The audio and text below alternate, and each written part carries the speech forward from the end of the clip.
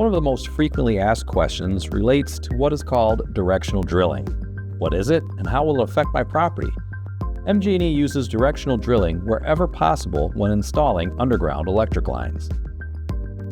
With directional drilling, a borehole is made where the drill enters the ground. Another hole is made where the drill exits.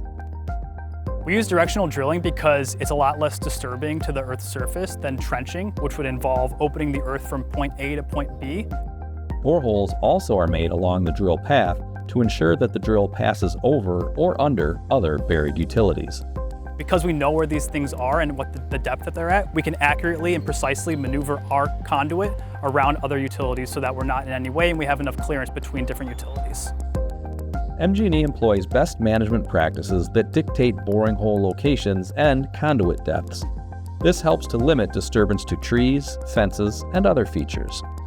Most vegetation, their root systems lie pretty close to the surface, within 1 to 3 feet, and so as long as we're positioning our entrance and exit holes away from those vegetation sources, we can dip below the root system and not cause any damage to them. The same goes for fences or other property items.